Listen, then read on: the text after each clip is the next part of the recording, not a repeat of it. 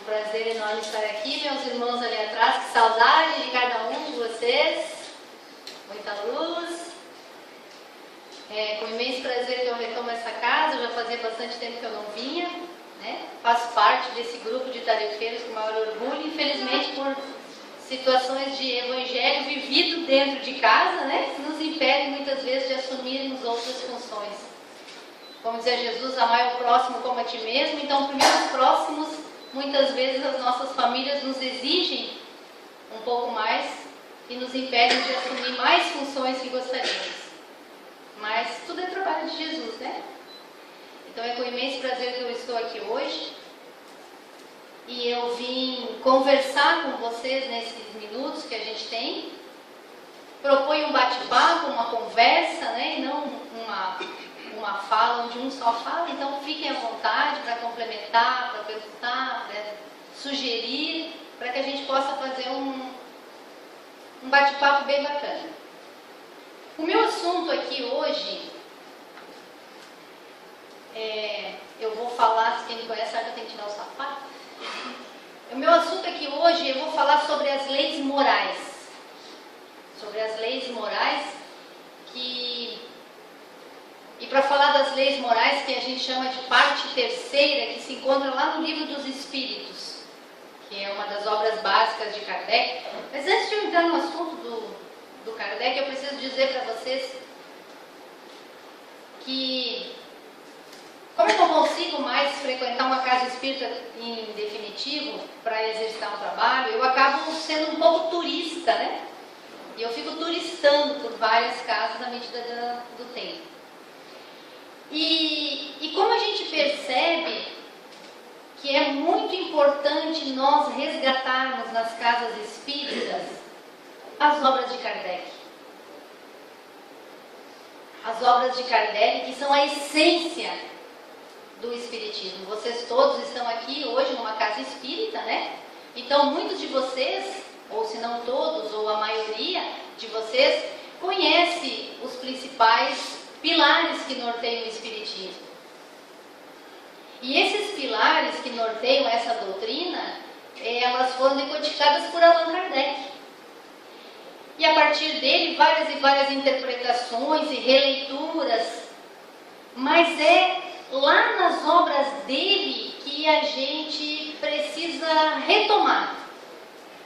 Eu tenho percebido que talvez o caminho seja uma retomada para as obras básicas de Kardec, onde se encontra a essência do Espiritismo. E por isso que eu escolhi esse tema, que eu vou ter que falar hoje sobre as leis morais. A Dal tinha me passado um outro tema, mas eu não tive tempo, então, de estudar aquele tema específico. E como eu estou muito envolvida agora num trabalho de pesquisa do Kardec, eu quero falar com vocês sobre as leis morais. Então a Dal vai ter que me perdoar. Vamos lá. Haroldo Dutra tem uma historinha muito engraçada, onde ele fala assim que bem no início do trabalho dele, quando ele começou a falar nas casas espíritas e a estudar, ele estava coordenando um grupo de estudos numa sala, um espaço muito pequeno de pessoas, e chegou um senhor na porta, e esse senhor chegou e perguntou para ele, estava alcoolizado, né? Estava assim bem alterado. E ele chegou na porta, bateu na porta e perguntou, ele disse, olha, é aqui que estudam, que vocês falam sobre Allan Kardec? E aí ele ficou um pouco assustado, porque estava coordenando um grupo, era ainda muito inexperiente, pensou, nossa, e agora? Ele falou, não, sim, é aqui uma casa de orações, a gente fala sobre Allan Kardec. Sim, aqui é uma casa espírita. E aí o senhor perguntou, eu posso entrar? E aí ele disse, claro, pode, tal, seja bem-vindo. Aí o senhor sentou ali e ele continuou palestrando sobre o que ele estava falando ali, que referente a uma questão ali e tal, dentro da doutrina espírita, alguma coisa sobre fluidos, ou sobre questão dos passes, de que forma deveria ser dado o passe para que tenha um maior alcance, enfim. E ele ficou falando 20 minutos, discorrendo sobre aquele tema com o grupo que ele estava, e o senhorzinho que havia entrado, que estava alcoolizado, levantou e falou, mas não é aqui que vocês falam sobre Allan Kardec? E aí ele disse, sim, aqui é uma casa espírita. A gente fala E por que é que vocês não estão falando, então? E essa reflexão traz, e muitas vezes nós falamos, né, nas casas de oração, sobre muitas coisas. E muitas vezes nós fugimos da essência da casa espírita. A nossa casa é uma casa cristã. E o Espiritismo, ele tem um alicerce que é em Allan Kardec. Então, eu conclamo vocês a reestudarem, a voltarem a estudar. Quem está chegando na casa espírita, que vem em busca de um consolo, de um conforto, porque as casas espíritas, elas têm uma função. A principal função delas é o acolhimento. A casa espírita tem que acolher. Depois ela vai doutrinar, ela vai orientar, ela vai encaminhar para grupos de estudo, ela vai fazer tratamento, ela vai fazer uma série de trabalhos. Mas num primeiro momento, a essência da casa espírita é o acolhimento. Quem chega aqui tem que se sentir acolhido. Então eu torço para que vocês todos estejam sentindo-se muito acolhidos. Tanto quem trabalha na casa, quanto quem vem buscar algum conforto ou algum ensinamento. O Allan Kardec, então, ele organizou as obras dele, e eu vou falar especificamente de uma parte específica que é as leis morais, mas para vocês entenderem isso, é importante a gente entender. Ô Júlio, será que eu posso tirar? Porque isso aqui está me incomodando um pouco, sou muito baixinha, fica na frente e não enxergo as pessoas. Então, o Livro dos Espíritos, que é um livro que é considerada a obra mais completa, é a única que a gente tem. Vocês todos devem conhecer o Livro dos Espíritos, né? Se vocês não conhecem, o Júlio falou da biblioteca, que é muito importante, que vocês, mesmo que vocês venham aqui só fazer uma palestra e se sentir bem, né? Mesmo que vocês venham aqui trazer um caminhãozinho de lixo, que a gente fala, e quando a gente está muito pesado, assim, né? A gente está sentindo muito pesado, a gente fala, eu vou lá no Centro Espírita, tomar um passo, vou dar uma relaxada e tal, e aí eu saio melhor, né? A gente fala assim, parece um caminhão de lixo, vem aqui, descarrega, e a gente descarrega mesmo, né? E se sente bem melhor. Mesmo que a gente só venha para isso, é muito importante a gente começar a conhecer um pouquinho, para se transformar. E aí, o Livro dos Espíritos é aquele livro de perguntas e respostas, né? Onde o Kardec fez uma pesquisa científica utilizando médiuns mais variados, e aí ele montou todo o trabalho espírita, toda a doutrina em cima desse livro. Esse livro foi lançado em 1857, a primeira edição, depois uma segunda edição em 1860. Quando ele fez essa obra, é o único livro onde vocês vão encontrar toda a doutrina espírita. Toda ela. É a única obra que aparece todas as nuances, todos os aspectos da doutrina espírita. E ele dividiu essa obra em 4 partes. Então lá vocês vão encontrar 4 partes, né? A parte primeira, segunda, terceira e a 4. E essas 4 partes, né, para vocês entenderem melhor, na primeira parte, que ele chama de causas primeiras, é onde ele traz toda a reflexão sobre de onde viemos, para onde vamos, todos os questionamentos que o Kardec tinha com relação à origem do mundo. Então, são as primeiras perguntas da primeira parte são todas voltadas para essa questão, tá? Das causas primeiras, do surgimento de tudo. A segunda parte do livro é onde trabalha com as questões mediúnicas, né? A gente chama de o mundo dos espíritos ou o mundo espírita. É a maior parte do Livro dos Espíritos, é onde tem mais perguntas, é onde se concentra toda a parte da questão da mediunidade. Como acontece, os espíritos influenciam, não influenciam, como ter notícias de pessoas que estão em outro plano, de que forma isso acontece, esse intercâmbio, enfim. Então, a segunda parte do Livro dos Espíritos, ela trata especificamente dessa questão, que é da questão da mediunidade. É a maior parte, é a que tem mais perguntas. A parte terceira é a que a gente vai falar um pouquinho hoje mais, que é as leis morais. É aonde Kardec questionou, então, os espíritos no sentido de que o que deveríamos fazer para nos melhorarmos, o que deveríamos fazer para nos tornarmos melhores, e o que acontece com quem é bom, e o que acontece acontece com quem é ruim, né? Nos questionamentos dele. Então, essa parte terceira, que é a que a gente vai falar hoje, que começa lá na pergunta 614. E a parte quarta do livro dos Espíritos, que é a última parte, a gente chama de esperanças e consolações, ele dividiu assim, que é a finalização. Depois de todo o processo, são os questionamentos de para onde vamos então. Eu explico isso do livro dos Espíritos porque é muito importante a gente entender esse contexto todo. Né? Muitas vezes a gente vê pessoas que até trabalham dentro da casa espírita, mas não conhecem muito as obras de Kardec. E a gente precisa resgatar isso. E aí, o livro dos Espíritos, dentro dessas 4 partes, o que Kardec fez? Ele escreveu, né, fez todo esse estudo, escreveu esse livro, e aí ele percebeu que ficou muito denso, que tinha muita coisa. E ele entendeu, né, que nós não teríamos talvez a compreensão, mal sabia ele que todos esses tempos passados nós ainda não temos, né? A compreensão, talvez a gente não tivesse a compreensão de tudo que está lá.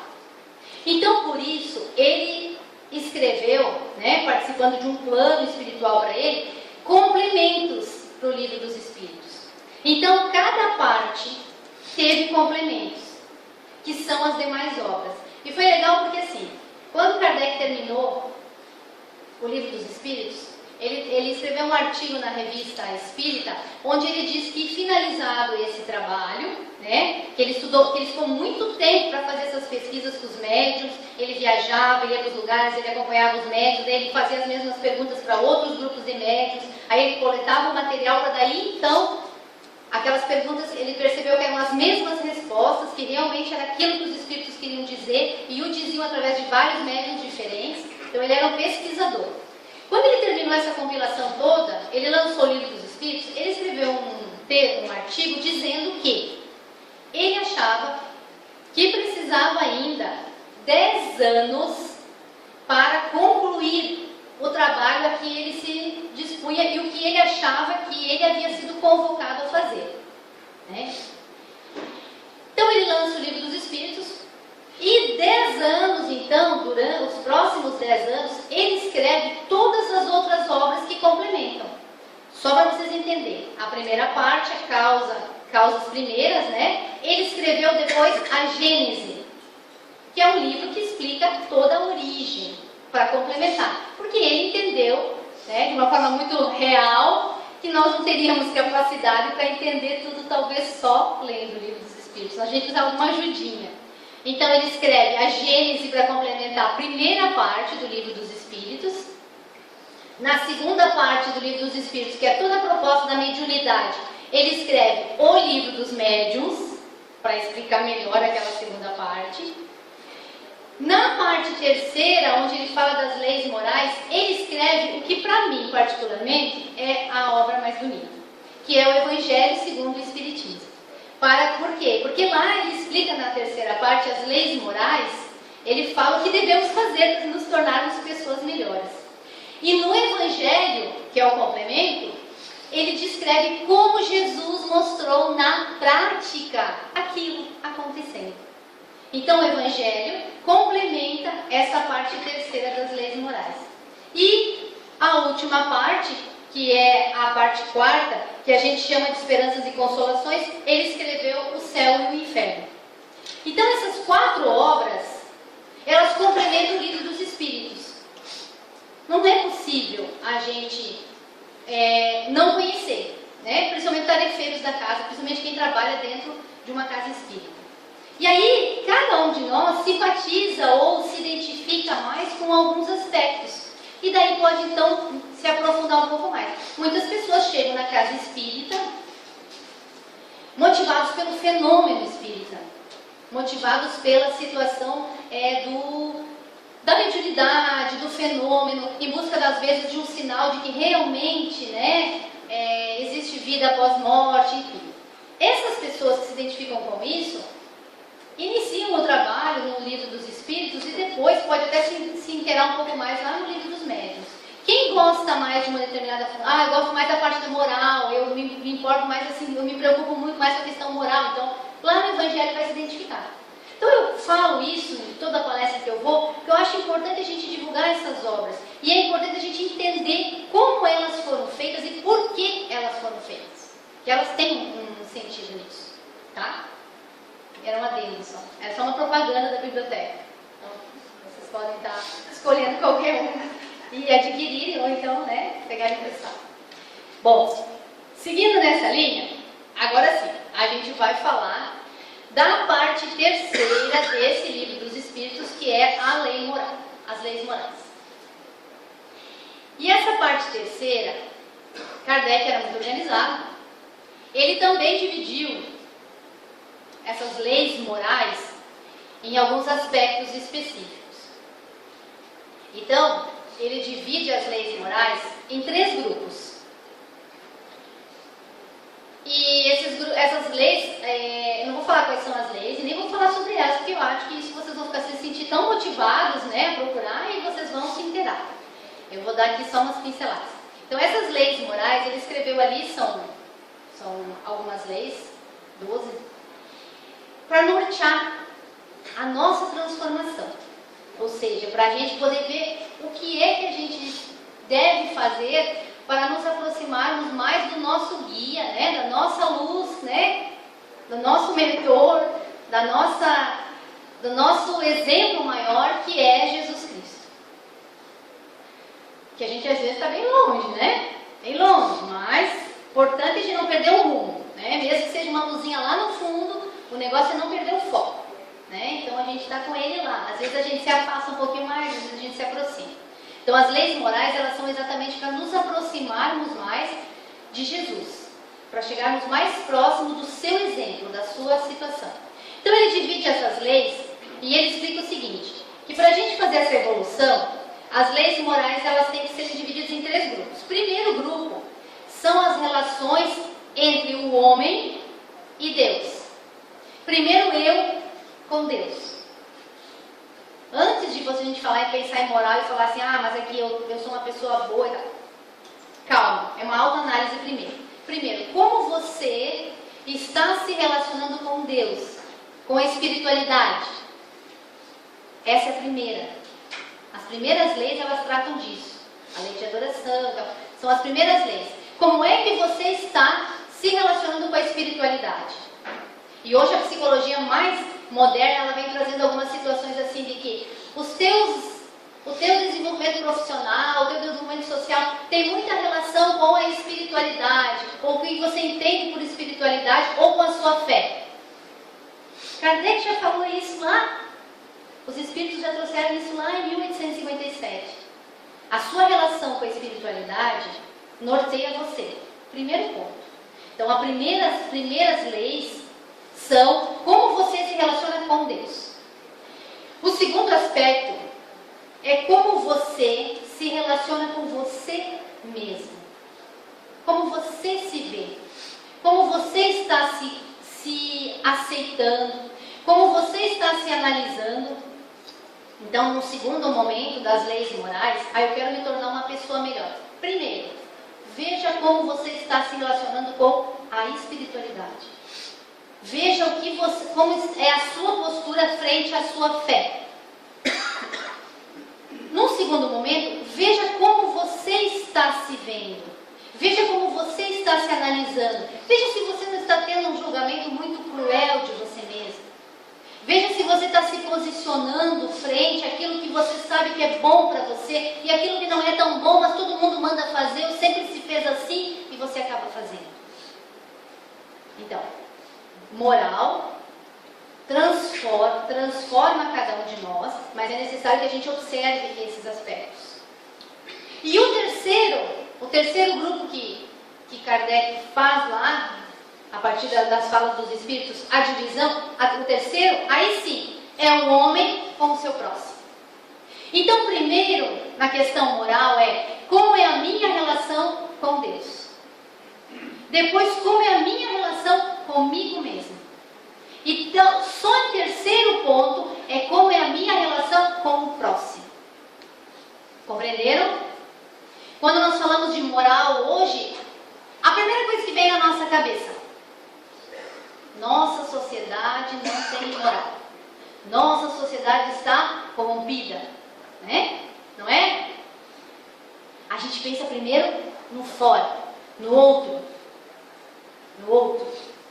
Kardec já traz essa situação. Calma, a moral se constitui primeiro você com Deus, você com você mesmo, ou seja, você moral, a sua moral, você interno, e só depois com o próximo.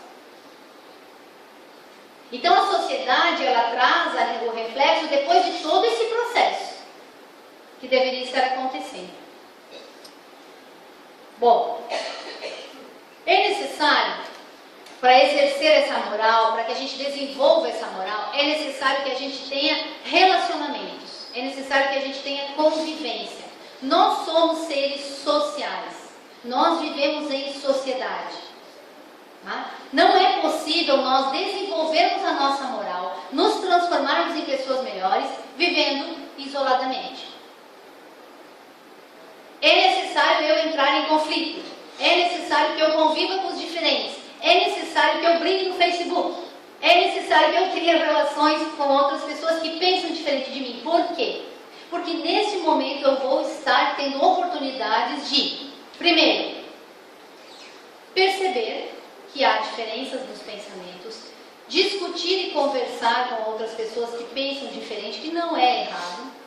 E terceiro é analisar até que ponto eu posso me transformar. Então, a convivência, ela é fator primordial para a evolução. E a primeira convivência, e a mais difícil, não precisa ir em nenhum lugar estranho e nem mesmo frequentar nenhum lugar que seja diferente, basta simplesmente ficar em casa. Que nós temos bastante conflitos já, né? A nossa primeira experiência de relacionamento, a família. Então, muito importante que a gente se relacione e perceba o que é que me incomoda, o que é que me deixa estressado, por que aquilo que aquela pessoa faz me irrita tanto. Onde está essa análise? Na divisão das leis que falam de mim. Como eu estou me relacionando comigo mesmo? Qual é o meu problema? Onde é o meu calcanhar de Aquiles, né? Você sabe da onde veio essa expressão, calcanhar de Aquiles? Agora fazendo um adendo. Diz a história que Aquiles, né, foi um bebê e a sua mãe, na época, fazia parte de uma civilização que acreditava, né, que os deuses protegem. Mas para que acontecesse essa proteção, era necessário mergulhar a criança no rio, né, como se fosse uma espécie de batismo, mergulhar a criança no rio para que ela ficasse protegida. E ela deveria ser mergulhada toda, porque todas as partes que ela ficasse coberta por água, ela estava sob proteção. Nada mais aconteceria. Os deuses estariam protegendo. Então, era costume colocar as crianças embaixo da água, deixá-las lá e depois, né? A mãe de Aquiles, ela não o mergulhou totalmente. Ela o segurou, né, pelo calcanhar. Portanto, o calcanhar de Aquiles ficou para fora, né? Então, explica-se que todos nós temos um calcanhar de Aquiles. Todos nós ficamos com alguma coisa não tão protegida, que faz parte, que é a nossa dificuldade principal. Logicamente, né? Que devemos ficar atentos àquilo que nos incomoda. E nos relacionamentos isso fica muito latente, principalmente nas famílias, né? Aquela pessoa que me tira do sério, aquela postura que me irrita profundamente, aquele chefe, né? E a gente, às vezes o sinal é tão grande, eu não percebo, né? Tem pessoas que às vezes têm um relacionamento e poxa, era um relacionamento tão ruim e tal, daí saiu daquele relacionamento aí que você fala, ai que bom, agora vai dar tudo certo pra ela, vai encontrar. Aí ela vai lá e encontra uma pessoa que é igualzinha, né? Mesma coisa. Então é necessário a gente aprender a lição, porque se a gente não aprender, se a gente não perceber de repente o que é que me irrita tanto, né? O que faz eu sair do sério, eu vou ficar a vida inteira saindo do sério até que a lição seja aprendida. E os relacionamentos eles têm essa característica. Então, para a gente se tornar uma pessoa melhor, os relacionamentos são fundamentais, eles fazem parte do processo. Mas aí, quando a gente fala de moral, aí a gente vai falar um pouquinho também sobre a questão da moral. da moral social, da moral, né, que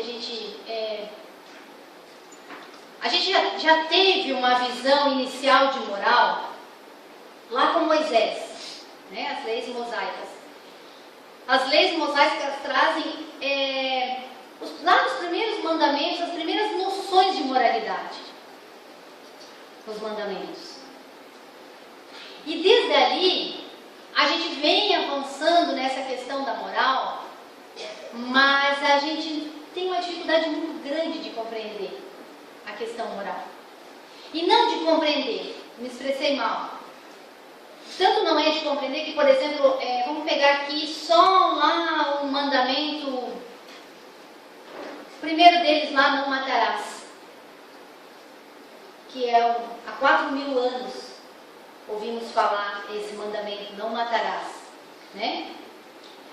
Se a gente tivesse uma sociedade onde a gente simplesmente não precisasse avançar moralmente de uma forma muito intensa, mas que a gente simplesmente seguisse somente 2 mandamentos, só 2, os bem básicos lá, não matarás e não roubarás. Vamos pegar só esses 2. E quando a gente fala no não matarás, se eu tenho uma sociedade que executa esse mandamento, se eu não mato, eu não agrido, eu não causo violência de nenhuma espécie, e se eu não roubo, eu não me aproprio de absolutamente nada que não me pertence. Só esses 2 mandamentos, se a gente tivesse, há 4.000 anos atrás, que a gente vem recebendo essas informações, conseguido assimilar e vivenciar isso, vocês acham que a nossa sociedade estaria diferente? Estaria? Só 2. Não estamos falando de todos os mandamentos, nós não estamos falando de todas as teorias, nós não estamos falando de nada, de toda a evolução moral, de todas as regras, não. Pega só 2 mandamentos.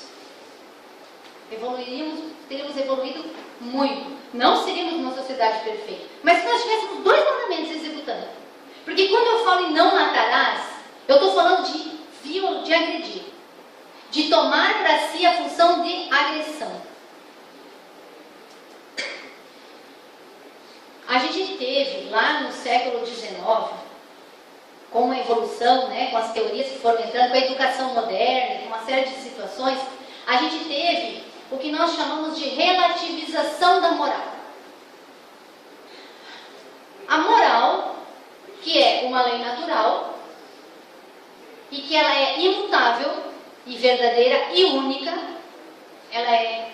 não existe meio termo para a moral, tá? Não existe um pode ser que sim, pode não. A moral cristã, independente da religião, ela é uma única só. E nós tivemos no século XIX uma relativização da moral, ou seja, pode ser, mas em alguns casos isso pode ser aceito, em outros casos não pode ser aceito. Isso é uma questão cultural, nesta cultura isso é aceito, nesta cultura não é aceito.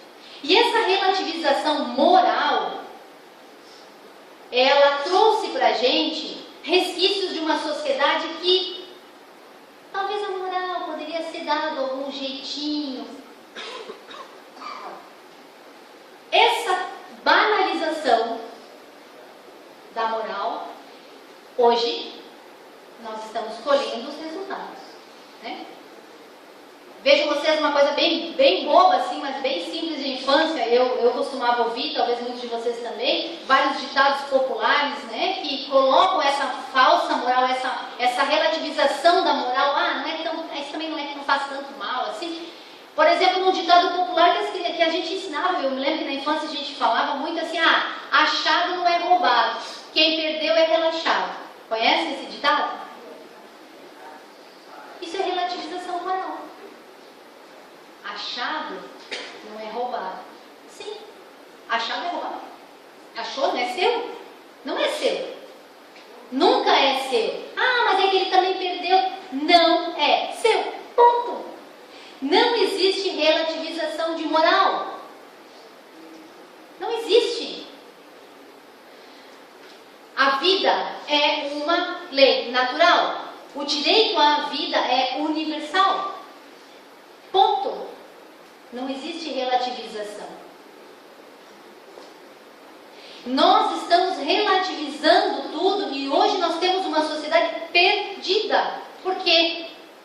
E aí vamos de novo retomar lá o que o Livro dos Espíritos traz. A sociedade está fazendo reflexo, ela já passou por um processo eu com Deus, eu comigo mesmo e eu com a sociedade. Aí aparece ali na sociedade. Como é que está eu com Deus? Primeiro ponto. Se eu sou cristão, independente se eu sou um cristão evangélico, se eu sou cristão do Testemunho de Jeová, se eu sou cristão católico, se eu sou cristão espírita, se eu sou cristão, se eu sigo preceitos do cristianismo, se Jesus Cristo é o meu modelo e o meu guia, a minha relação com Deus, quando eu falo de moral, qual é? Uma só. A moral cristã é uma só. Não existe relativização da moral. Ah, mas nesse caso pode matar. Ah, mas naquele caso lá ele merece. Ah, mas essa situação aqui, ele também teve a sua participação. Não. Perdão. Talvez não vá ser mais chamada para ouvir aqui. A moral é uma só. Só. Nós relativizamos. E a relativização da moral é o mundo ideal dos espíritos imperfeitos. Que somos nós. Porque nós encontramos justificativa para os nossos atos. Ah, mas é que eu fui na fila aqui, mas é que também olha um outro que é tanso, ficou ali e perdeu o lugar. Porque se eu não for, o outro vai. Porque se eu não pego, o outro vai pegar. Porque todo mundo faz assim. E nesses pequenos detalhes de relativização moral, nós esquecemos da moral cristã, que ela é imutável. Não existe modificação. Então, se eu quero evoluir moralmente e me tornar uma pessoa melhor, o primeiro ponto é: como é a sua evolução moral? Ah, mas a sociedade está perdida. A sociedade está perdida? A sociedade não interessa. A sociedade é o terceiro encontro seu, você com o próximo. Como é que está o seu primeiro? Você com Deus. A gente vê, né? A gente encontra pessoas, às vezes, nas mais variadas religiões, que assumem essa postura de vir aqui falar, ou que assumem posturas mais variadas. Como é a sua relação com Deus? Como são os seus ensinamentos com Cristo? Você está lendo ali, seja a Bíblia, o Evangelho, o Alcorão, enfim, os ensinamentos que você está lendo ali. Como você está vivendo isso? Você está conduzindo essa sua relação com Deus de uma forma franca e sincera? E aí depois disso, se você olha para Jesus e fala: Jesus, né, me ajuda, meu Deus, quero me tornar uma pessoa melhor, me dá uma luz. Você está se transformando? E aí, se eu não faço isso, eu não vou transformar o próximo. Porque nós estamos vivendo nessa situação. Então, eu conclamo para que cada um de nós busque a sua evolução moral despreocupadamente com a questão de que sempre se fez assim e é assim que é, e se eu também não fizer, vai ser... Não. A consciência é de cada um. Nós somos avaliados por nós mesmos individualmente. A evolução moral é a nosso objetivo maior nessa vida. A evolução que nós vamos tendo a partir da inteligência, vai nos trazendo conforto, nós vamos tendo uma vida melhor, nós vamos nos possibilitando algumas coisas. Isso tudo é ótimo para a nossa vida terrena. Mas para a nossa vida moral, o que interessa mesmo é se eu vou me transformar numa pessoa melhor que eu cheguei. E para isso não existe outra situação. Você pode estudar, você pode ser uma pessoa extremamente inteligente, desenvolvida em várias áreas. Se você não tiver uma evolução moral, vai ficar faltando. E é essa evolução moral que vai permitir você se sentir. Num momento que você tiver uma mudança de planos, ou que você cair em si na sua consciência, que você vai perceber: poxa, perdi tempo pra caramba, valorizei um monte de coisa que não era tão importante. Dentro dessa situação, eu quero dizer que toda vez que nós nos afastamos da lei moral, que nós não valorizamos aquela nossa modificação, nossa transformação, nós ficamos infelizes. Sempre. Então, se a gente está passando por um processo de infelicidade, e nós temos uma sociedade doente que passa por processo de infelicidade, porque muitas vezes nós não estamos avançando moralmente, muitas vezes nós não estamos fazendo aquilo que nós realmente queremos fazer.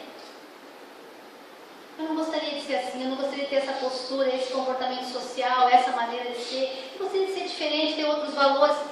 Quando nós nos afastamos daquilo que nossa moral nos conduz, a gente fica infeliz. É lutar contra a maré, né? A gente fica infeliz. Muitas vezes ficamos doentes e nos afastamos. E a infelicidade, ela nos traz essa situação de amortecimento social, né? Deixa a vida passar, né? Deixa a vida passar, a vida leva eu, aquela coisa toda. Então é necessário que a gente tome o rumo da transformação. Ninguém transforma ninguém. Ninguém modifica ninguém. A transformação ela é interna. E cada um tem o seu momento de transformação, de evolução moral. Nós, pais, temos compromissos de orientação de filhos, até um determinado momento. A partir do momento em que eles têm uma postura de compreensão, eles são livres e se conduzem de acordo com aqueles valores que nós transferimos durante o período da infância e da adolescência. Mas nós não transformamos os filhos. Cada um de nós é responsável pela sua própria evolução. E cada um de nós só vai dar conta daquilo que lhe coube, né? Dentro desse contexto. Como é que eu posso me transformar, então? E aí lá, no livro dos Espíritos, tem várias, no capítulo, na parte 2, várias leis que podem ajudar cada um de vocês e cada um de nós a nos transformarmos. Várias leis. A lei do trabalho é uma delas. Várias dicas, vários toques que mostram, poxa, será que eu estou me esforçando, né? A parábola dos talentos, que é tão legal, será que eu estou usando aquilo que me deu? Ah, não, mas eu não sei fazer bem, não vou fazer, eu não me disponho, eu não tenho tempo. Todos nós podemos evoluir no sentido de auxílio ao próximo e buscar uma evolução. E aí o que é legal entender é que assim, Emmanuel traz pra gente assim, buscar e acharai, ou seja, se você é uma pessoa que foca no negativo dos outros, você vai estar sempre rodeado de pessoas negativas. É a lei do universo, faz parte. É igual quando você fica grávida. Quando você fica grávida, parece que o mundo inteiro ficou grávido, né? Porque tudo que você olha parece que tudo é coisa de grávida. Porque o foco do teu cérebro está naquilo ali, né? Ou quando você está com outro foco qualquer, parece que teu olho busca aquilo. Isso tem uma explicação científica, né? Questão cerebral. E tem essa questão de que, se nós não mudarmos o nosso olhar, nós vamos buscar e achar sempre aquilo que nós estamos focando. Então a transformação moral, ela tem muito a ver com aquilo que você está olhando. Mas é que para mim também dá tudo errado, porque eu não consigo nada. Como que você está olhando? O que você está buscando? Transforma o teu olhar. Porque vocês aonde vão vir que é muito mais difícil transformar a sociedade toda para você olhar a sociedade do que você mudar o seu olhar e você começar a olhar na sociedade que existem coisas que você não tinha percebido, né? Isso é muito comum assim, quando a gente conversa com algumas pessoas, e as pessoas que olham muita televisão, muito noticiário, que tem esse foco, né? O marketing ele é organizado para isso, ele tem um foco específico. Então a gente vive uma sociedade que foca muita tragédia, né? A dor, o sofrimento. Não é só a televisão, né? A igreja há muito tempo focou no sofrimento, né? Cristo na cruz e aquela coisa toda. Muito mais ênfase para Cristo na cruz, sofrendo, do que Cristo nas suas obras maravilhosas das coisas que ele fez. Então o sofrimento ele é uma coisa assim que ele é muito martelado para a gente, porque ele nos justifica, sabe? O sofrimento ele justifica, mas também eu estou sofrendo, mas também ele também sofreu por nós, e o sofrimento. Não. Quando a gente muda o foco, a gente percebe que, ao mesmo tempo que tem uma série de coisas que parece que a gente está num apocalipse, né? Meu Deus, está um apocalipse, é uma chuva no Rio de Janeiro, o pessoal morrendo, os outros se matando, os outros não sei o quê, o outro não sei o quê. Parece que é só tragédia. Quando você muda o foco, você vai ver ali uma série de coisas legais acontecendo. Basta você procurar. Então quem é muito negativo está rodeado de coisas negativas, porque ele já está buscando aquilo ali. E eu não me transformo se eu estou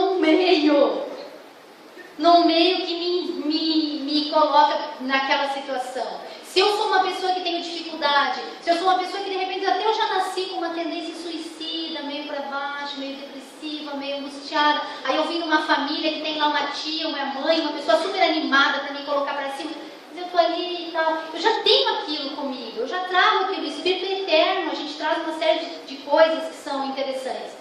E aí, eu estou rodeado daquilo ali e eu não mudo meu foco. Eu só olho para gente que também está igual eu, passando dificuldade, com sofrimento, com tragédia, nada dá certo, blá, blá, blá. Qual que é a minha tendência? Minha tendência é ceder aquilo que eu tenho que lutar contra. Então é importante mudar o foco do nosso olhar. Porque essa mudança de foco vai modificar a nossa transformação moral. Tá? E aí, o Júlio me falou que eu não posso terminar, não posso passar das 8, então eu tenho 5 minutos para terminar, eu quero falar bem rápido. Que lá existem várias leis que vão auxiliar vocês, todas elas. Eu gostaria que vocês lessem, olhassem, conhecessem essas leis. Como é que então a gente pode mudar o foco, como é que a gente pode trabalhar, né? A lei, E aí, a última delas, a última lei moral, eu vou falar sobre a penúltima lei moral, que eu acho bem legal, que é a lei da justiça, amor e caridade. A lei número 11. É a lei da justiça, amor e caridade, exatamente nessa ordem, tá? Justiça, amor e caridade. Porque não é possível você ser justo, se você não for justo,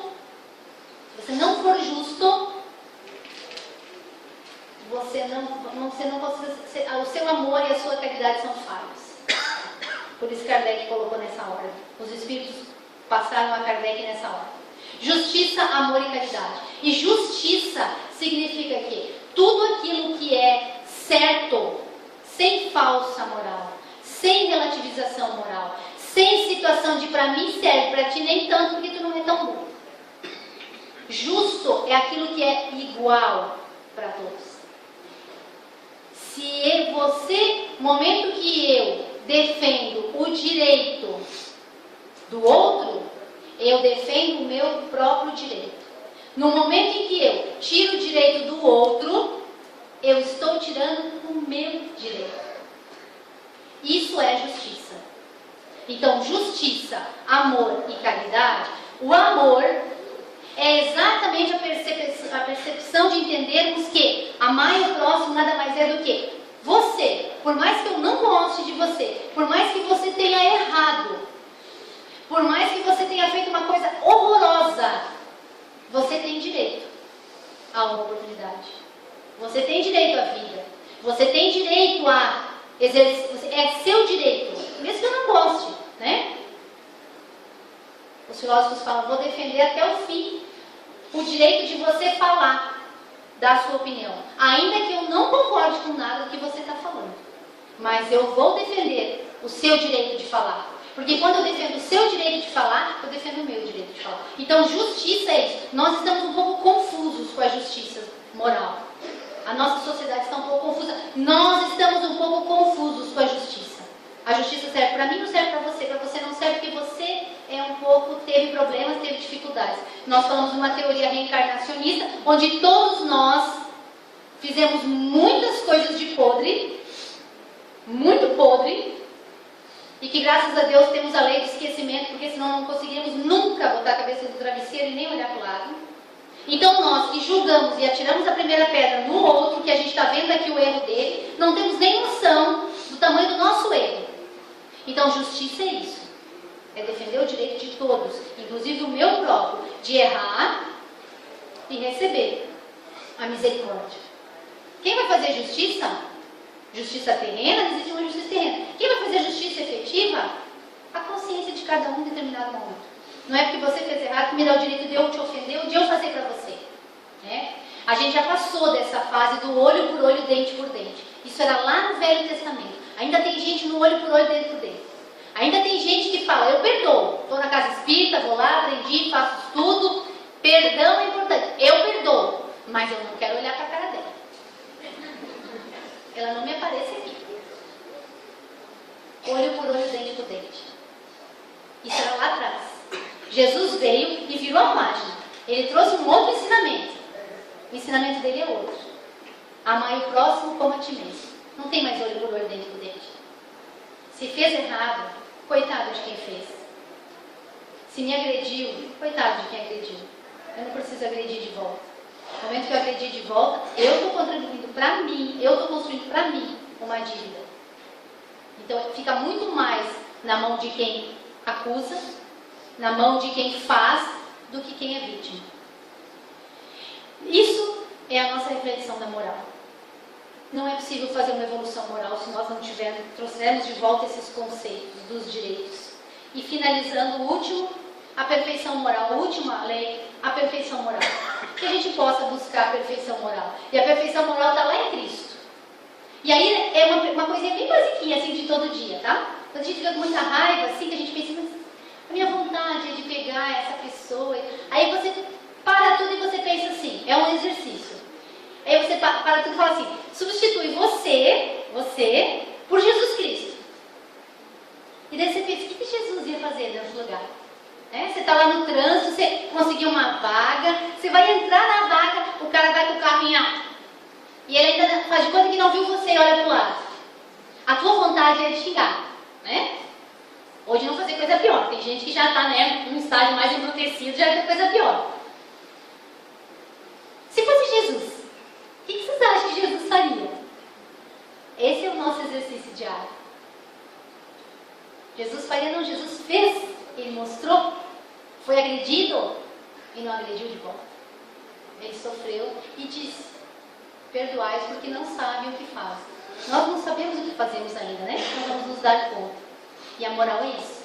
É nós nos elevarmos, vencer nossas batalhas de cada dia, nos melhorando um pouquinho, para chegarmos mais perto da perfeição moral.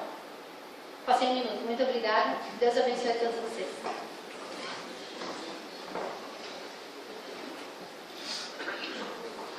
Se a gente não toma água, deixa eu ficar